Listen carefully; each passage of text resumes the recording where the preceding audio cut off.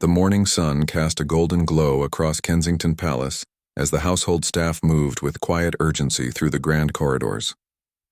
Prince William stood before the ornate mirror in his dressing room, adjusting the ceremonial robes that would mark this historic day. The weight of tradition pressed upon his shoulders as heavily as the rich fabric of his formal attire. Catherine, the Princess of Wales, emerged from her private quarters, wearing an elegant ivory gown designed specifically for the coronation. Her stylist made final adjustments to the flowing fabric, while her lady-in-waiting secured a delicate headpiece that caught the morning light. Despite the grandeur surrounding her, Catherine's thoughts remained focused on her 3 children and the momentous day ahead. Prince George, now old enough to understand the significance of the occasion, sat quietly in the nursery as his valet helped him into his page boy outfit. The young prince had been preparing for this role for months, practicing his duties with the patience of someone far beyond his 9 years. His grandmother, the Queen Consort, had personally overseen his training, ensuring he understood both the honor and responsibility of his position. Princess Charlotte bounced excitedly in her bedroom as her nanny helped her into a beautiful blue dress with intricate embroidery. At 8 years old, she possessed a natural grace that reminded everyone of her late great-grandmother, Queen Elizabeth II. Her eyes sparkled with anticipation as she imagined walking through Westminster Abbey alongside her family. Young Prince Louis, at 5 years old, required more coaxing as he wiggled impatiently during his dressing. His miniature formal suit had been tailored to perfection, complete with tiny medals that made him feel tremendously important. The youngest Cambridge child had a reputation for his spirited personality, and today would be no exception. The family gathered in the main drawing room as final preparations were made. William reviewed the schedule one last time with his private secretary, while Catherine ensured each child understood their role in the ceremony. The children listened intently as their parents explained the historical significance of witnessing their grandfather become king. Outside, crowds had been gathering since before dawn, eager to catch a glimpse of the royal family. The atmosphere in London was electric with anticipation. Street vendors sold commemorative items while tourists from around the world claimed spots along the processional route. Security teams conducted final sweeps around Westminster Abbey and along the route the royal family would travel. Every detail had been meticulously planned and rehearsed countless times. The Metropolitan Police worked alongside palace security to ensure the safety of both the royal family and the thousands of spectators who would line the streets. Inside the palace, the children's excitement was becoming harder to contain. George practiced his ceremonial bow while Charlotte adjusted her small tiara repeatedly. Louis entertained everyone by marching around the room in his formal shoes, making clicking sounds on the marble floor. Catherine took a moment to speak privately with each child, reminding them of the importance of good behavior and the pride the entire nation would feel, watching them represent the future of the monarchy. Her gentle guidance and warm smile helped calm any remaining nerves while building their confidence for the day ahead. The final touches were added as the family prepared to depart. William's ceremonial sword was secured, Catherine's jewelry was checked one last time, and the children received final inspections from their respective attendants. The household staff lined up respectfully to bid the family farewell as they prepared to make history. As they gathered at the palace entrance, the magnitude of the moment became clear to everyone present. This was not just another royal engagement, but a defining moment in British history that would be remembered for generations. The Wales family stood together, representing both tradition and the future, ready to play their part in the ancient ceremony that would crown a new king. The state cars gleamed in the morning sunlight as they waited in perfect formation outside Kensington Palace. Each vehicle had been polished to mirror perfection, their royal standards fluttering gently in the breeze. The drivers, dressed in full ceremonial uniform, stood at attention beside their assigned vehicles, waiting for the signal to begin the historic journey to Westminster Abbey. Prince William helped his youngest son, Louis, into the first car while Catherine ensured Charlotte's dress was arranged properly to avoid wrinkles during the journey. George, demonstrating maturity beyond his years, climbed into the vehicle independently and settled into his seat with quiet dignity. The family's personal protection officers took their positions, maintaining constant communication with the security teams positioned along the route. As the convoy began to move, the children pressed their faces to the windows in wonder, The streets of London had been transformed into a celebration of British heritage and tradition. Union Jack flags hung from every lamppost and building, while red, white, and blue bunting created colorful canopies over the roadways. The sight was both overwhelming and deeply moving for the entire family. The crowds lining the streets erupted in cheers as the royal cars came into view. Thousands of people waved flags enthusiastically while others held up homemade signs, expressing their love and support for the royal family. Catherine pointed out particularly creative banners to the children, helping them understand the genuine affection the British people felt for their family. Prince George observed the crowds with serious concentration, understanding that someday he would be at the center of such ceremonies as the future king. His parents had prepared him well for this responsibility, teaching him to wave gracefully while maintaining the dignified composure expected of a member of the royal family. Charlotte delighted in the attention, waving enthusiastically at the children in the crowd who had dressed up in their finest clothes for the occasion. Her genuine smile and natural charm won over everyone who caught sight of her through the car windows. Several young girls in the crowd wore blue dresses similar to hers, clearly inspired by their princess.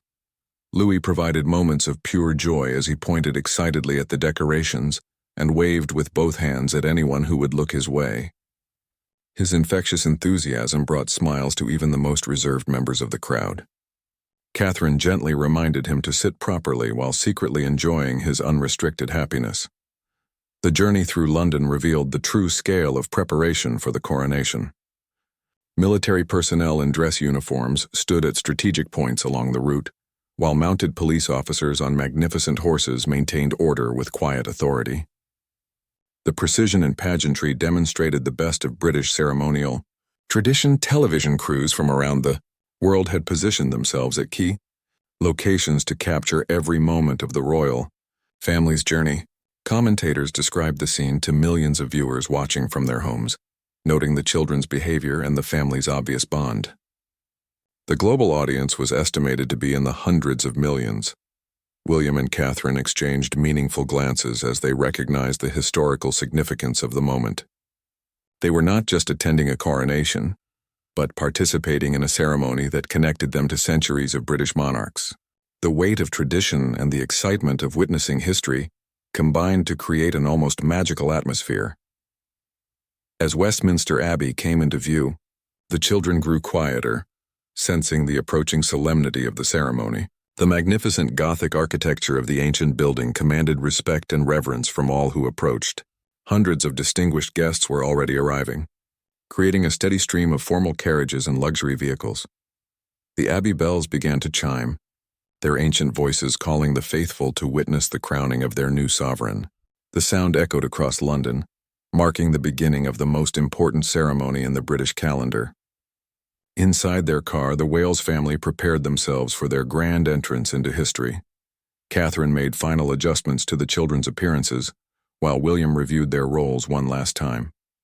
Each family member knew exactly where to sit and how to behave during the lengthy ceremony.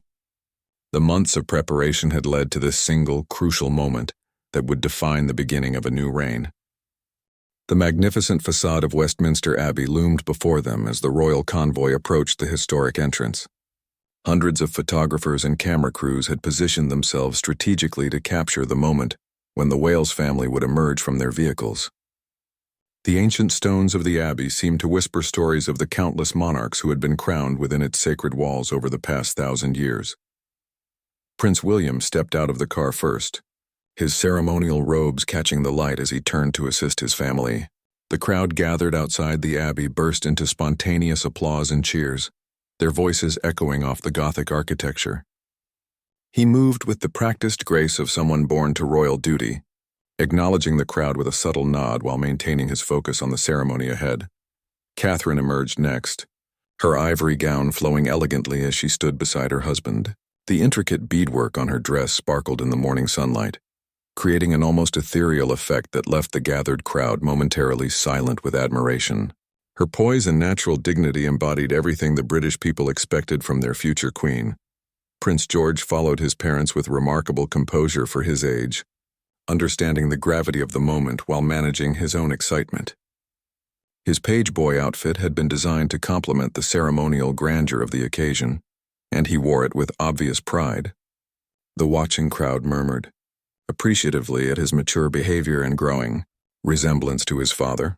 Princess Charlotte practically glowed with happiness as she stepped onto the red carpet leading to the Abbey entrance. Her blue dress, chosen to represent both tradition and modernity, caught the attention of fashion commentators worldwide. She curtsied perfectly to the distinguished guests already gathered near the entrance, demonstrating the royal training she had received from her parents and grandmother. Prince Louis bounded out of the car with barely contained energy, his natural exuberance providing a delightful contrast to the formal solemnity of the occasion. His miniature formal suit made him look like a proper little gentleman, even as his eyes widened with wonder at the magnificent decorations surrounding the Abbey entrance. Catherine placed a gentle hand on his shoulder, guiding him while allowing his personality to shine through. The Dean of Westminster Abbey waited at the entrance to personally greet the Wales family, his ceremonial robes adding to the sense of ancient tradition being honored on this historic day. Behind him, the Abbey choir could be heard practicing their final preparations, their voices creating a heavenly soundtrack for the royal arrival. Distinguished guests from around the world had gathered to witness the ceremony, including heads of state, members of European royal families, and representatives from the Commonwealth nations. The children observed these important figures with wide-eyed curiosity, understanding that they were part of something much larger than themselves. Security personnel moved discreetly around the perimeter, ensuring the safety of all attendees while remaining virtually invisible to the general public. Their professional coordination had been perfected through months of planning and rehearsal, allowing the ceremony to proceed with seamless dignity. The family paused at the Abbey entrance for photographs that would be preserved in history books for generations to come. William and Catherine positioned themselves naturally, while ensuring their children looked their best for the cameras. These images would define how the world remembered this pivotal moment in British royal history. Inside the Abbey, the congregation rose to their feet as the Wales family was announced. The soaring ceilings and magnificent stained glass windows created an atmosphere of reverence that touched everyone present. 2,000 guests filled the ancient pews, representing every aspect of British society and the international community. The children walked carefully down the aisle, their eyes adjusting to the softer light inside the Abbey after the bright sunshine outside. Charlotte held her head high with natural grace while George maintained the serious expression appropriate for his role as a future king. Louis looked around in amazement at the incredible architecture and elaborate decorations. Their designated seats provided an excellent view of the altar where the coronation would take place. Catherine quietly reminded each child of their expected behavior during the lengthy ceremony, while William surveyed the congregation, recognizing many familiar faces among the assembled dignitaries and family members. The organ began to play, its powerful notes filling every corner of the ancient building, and signaling that the ceremony was about to begin. The Wales family settled into their seats, each member understanding their role as both participants and witnesses to one of the most significant events in modern British history. As they waited for the ceremony to commence, the magnitude of the moment settled over them. They were not just attending a coronation but participating in a sacred ritual that connected them to over a millennium of British royal tradition. The children would remember this day for the rest of their lives, carrying forward the legacy they had inherited.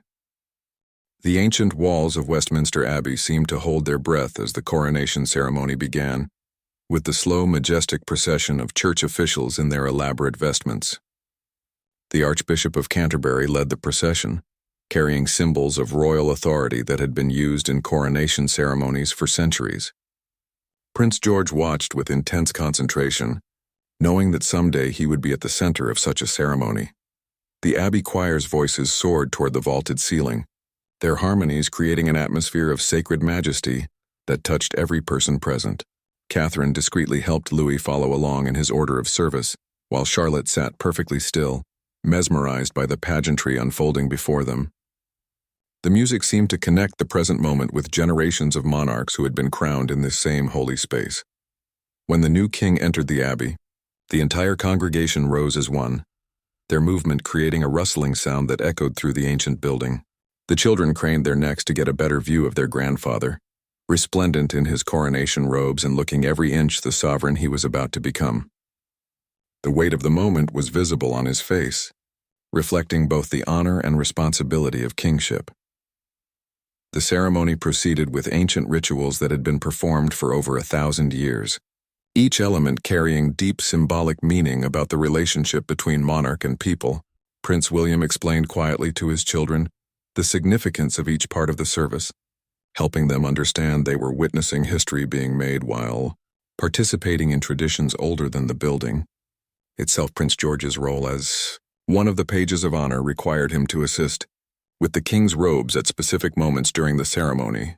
He performed his duties with remarkable composure, his training evident in every careful movement.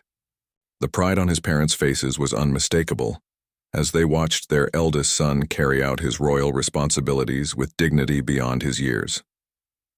The moment of crowning approached with increasing solemnity, the abbey falling into complete silence except for the archbishop's voice reciting the ancient words of coronation. Charlotte held her breath as the St. Edward's crown was lifted high above the king's head, its precious stones catching the light from hundreds of candles positioned throughout the abbey.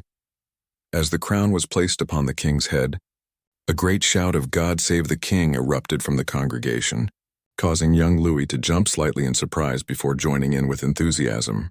The moment marked the official beginning of the new reign, connecting the present to centuries of British royal history through the continuation of sacred tradition. The peers of the realm came forward to pay homage to their new sovereign, each carrying out their hereditary duties with practiced precision. The children watched in fascination as dukes, earls, and other nobles approached the throne to pledge their loyalty. Catherine pointed out relatives among the nobility, helping the children understand their place within the extended royal family. The coronation regalia, including the orb and scepter, were presented to the king with elaborate ceremony, each item representing different aspects of royal authority and responsibility. The precious objects, some dating back centuries, gleamed in the soft abbey light while carrying the weight of history and tradition. Throughout the lengthy ceremony, the Wales family maintained perfect decorum, while privately marveling at the incredible spectacle surrounding them. William remembered his own feelings as a young boy attending royal ceremonies, understanding the mixture of excitement and responsibility his children were experiencing as they witnessed their grandfather's transformation into king. The choir continued to provide a heavenly soundtrack to the proceedings, their voices trained to perfection for this once-in-a-generation event. The music swelled during the most important moments of the ceremony, creating an emotional backdrop that would remain in the memory of everyone present for the rest of their lives. As the religious portion of the ceremony reached its climax, the children began to understand they had witnessed something truly extraordinary. The combination of ancient ritual, magnificent music, and royal pageantry created an experience that would shape their understanding of their royal heritage and future responsibilities. The congregation remained standing as the newly crowned king received the final blessings of the ceremony, the archbishop's words carrying across the abbey with solemn authority. 2,000 guests bore witness to this sacred moment, representing not just Britain but the entire Commonwealth and international community, gathered to honor the new sovereign. Camera crews positioned throughout the abbey captured every moment, for the hundreds of millions watching around the world, ensuring that this historic ceremony would be preserved for future generations. The children would someday show these images to their own children, explaining how they had been present at one of the most significant moments in modern British history. As the coronation ceremony concluded within the hallowed walls of Westminster Abbey, the newly crowned king began his processional down the ancient aisle, his golden crown catching the light from the stained glass windows. The Wales family prepared to join the royal procession, understanding that they were about to participate in one of the most watched parades in modern history. The children adjusted their formal attire one final time, ready to represent the future of the monarchy. The abbey doors opened to reveal thousands upon thousands of people lining the streets of London, their cheers creating a wall of sound that seemed to shake the very foundations of the ancient building. Prince George emerged first among the children, walking with the measured pace he had practiced for months, while Charlotte and Louis followed close behind, their excitement barely contained beneath their formal composure. The gold state coach waited in magnificent splendor, its ornate decorations gleaming in the afternoon sunlight that had broken through the morning clouds. The horses stood perfectly still, their ceremonial harnesses polished to perfection and their training evident in their calm demeanor despite the enormous crowds. The Wales family would follow in their own carriage, allowing the public to see the next generation of royals in all their ceremonial glory. Catherine helped arrange the children in their carriage, ensuring their formal clothes remained pristine for the thousands of cameras that would capture their every move during the procession back to Buckingham Palace. The route had been carefully planned to allow maximum viewing opportunities for the public while maintaining security protocols that had been rehearsed countless times over the preceding months. As the procession began to move, the crowds erupted in celebration, their enthusiasm infectious even within the formal confines of the royal carriage. Union Jack flags waved from every available space while people of all ages cheered and applauded the passing royals. Many in the crowd had been waiting since before dawn for this moment, and their joy was evident on every face.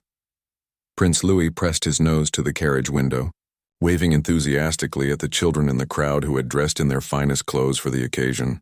His natural exuberance brought smiles to even the most reserved spectators, while his parents gently reminded him to maintain royal decorum without dampening his obvious delight in the celebration surrounding them. The military bands positioned along the route played stirring marches that added to the pageantry of the moment, their music echoing off the historic buildings lining the streets.